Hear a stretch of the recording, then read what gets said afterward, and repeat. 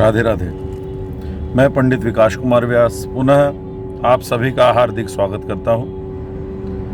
आज का विषय है 17 मार्च 2022 में होलिका दहन कितने बजे होगा। कईयों का फ़ोन आ चुका है पूछने के लिए और बहुत सारे पंचांगों का मैंने अध्ययन भी किया, क्योंकि संकलन करता रहता हूं। स्वयं पंचांग बनाना नहीं जानता मैं, परंतु मैं अध्ययन करता हूँ। अतएव आप सबको एक छोटी सी बात बता देता हूँ कि होलिका दहन भद्रा पुच्छकाल में शाम को 8:06 से 9:16 तक भद्रा का पुच्छकाल होगा, उसमें या प्रदोष काल में। प्रदोष काल यानी कि सूर्य अस्त से 6 घटी का समय, 3 घड़ी पहले 3 घटी बाद में, यानी 72 मिनट्स बिफोर और 72 मिनट आफ्टर फ्रॉम सनसेट, उसको कहते हैं प्रदोष काल या गोधूली वेला। उसमें भी सायंकाल को यानी सूर्य अस्त के बाद का जो प्रदोष काल होता है उसको ही होलिका दहन में प्रशस्त माना गया है, पूर्व को नहीं। तो ये दो निर्णय हैं, इसमें किसी भी समय में आप लोग होलिका का दहन कर सकते हो। आइए, अब बहुत सारे पंचांगों में और बहुत सारे विद्वत लोग जो हैं, विद्वत समाज के हैं, उन्होंने भी अपने अपनी राय मशवरे सब दिए थे।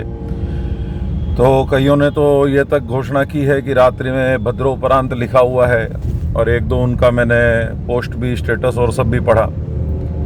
तो भी अपनी जगह सत्य है, क्योंकि सबकी अपनी अपनी वाणी है, अपने अपने विचार हैं, परंतु मेरे तरफ से वो सब खराब है, वो निर्णय। विद्वान लोग तो सब पूजनीय है मेरे लिए। अब बात ये हो गई कि प्रदोष व्यापिनी लेनी है या भद्रा पुच्छ वाली लेनी है, तो भद्रा उपरांत वाली क्यों नहीं लेनी है। तो बहुत सारे ऐसे प्रकरण आते हैं जिसमें कि निशीथ व्यापिनी अगर हो। अब निशीथ किसको कहते हैं? एक बोलचाल की भाषा है मध्य रात्रि, उसको कहते हैं निशीथ। और ये जो मैंने आपको सब समय बताए हैं, हमारे कोलकाता के अनुसार बताए हैं, भारतीय प्रमाणिक समय, इंडियन स्टैंडर्ड टाइम। आप उसको अपने अपने शहर के अनुसार IST में कितना प्लस माइनस करना पड़ता है लोकल टाइम के लिए, वो आप लोग कर सकते हो।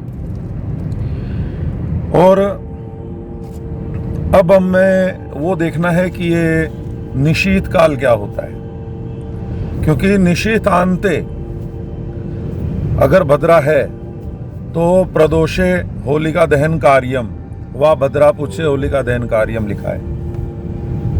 निशीथ कहते हैं रात्रि के 8वें मुहूर्त को निशीथ कहते हैं। अब मुहूर्त क्या होता है? मुहूर्त होता है 2 घड़ी का समय, जिसे हम मुहूर्त कहते हैं, लगभग 48 मिनट का समय। उस 48 मिनट के समय को शाम को 5:40 पर हमारे यहाँ पर सूर्यास्त होगा, कलकत्ते में 17 तारीख को। और अगर उस हिसाब से हम देखते हैं तो रात्रि 11:44 पर निशीथ काल समाप्त हो जाएगा, और 10:56 से 11:44 तक रात्रि में निशीथ काल है। भद्रा है 1:12 तक कोलकाता के अनुसार। तो उसके पहले ही आपको प्रदोष काल में या भद्रा पुच्छ के काल में होलिका दहन करना प्रशस्त है।